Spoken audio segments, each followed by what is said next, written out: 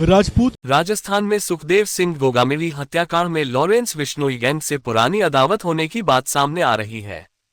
दरअसल बिश्नोई गैंग गोगामिली को लंबे समय से अपना दुश्मन मानता था। गैंग के बड़े लीडर संपत नेहरा ने पहले ही धमकी में ये साफ कर दिया था कि गोगामिली की हत्या होगी। दरअसल इस गैंग को ये लग रहा था कि गोगामिली दूसरे गैंग के गैंगस्टर्स की मदद करते हैं। राजस्थान में लॉरेंस बिश्नोई गैंग के अलावा भी कई और गैंग अपराध को अंजाम दे रहे हैं।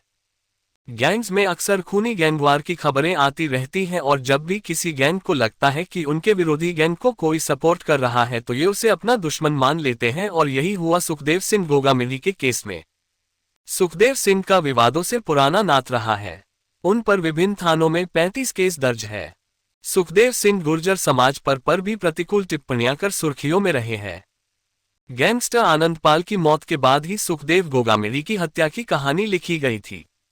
बता दें, आनंदपाल सिंह और बिश्नोई गैंग के बीच पुरानी दुश्मनी थी।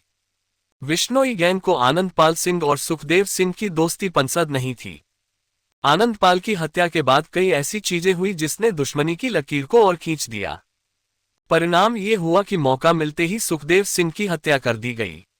ऐसी चर्चा है कि करणी सेना के प्रमुख बनने के बाद वो अक्सर चर्चा में रहे, लेकिन साथ ही उनके दुश्मन भी बनने लगे। कुछ समय पहले सुखदेव सिंह गोगामिली को लॉरेंस बिश्नोई के गैंग से धमकी मिली थी।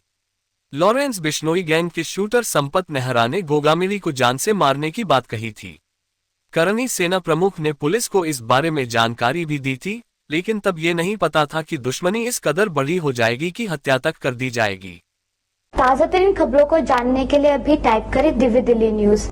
नीचे दिए गए सब्सक्राइब बटन को दबाएं और नोटिफिकेशन के लिए दिए गए बेल आइकन को क्लिक करें। हमारे वीडियोस को लाइक, शेयर और कमेंट करना ना भूलें।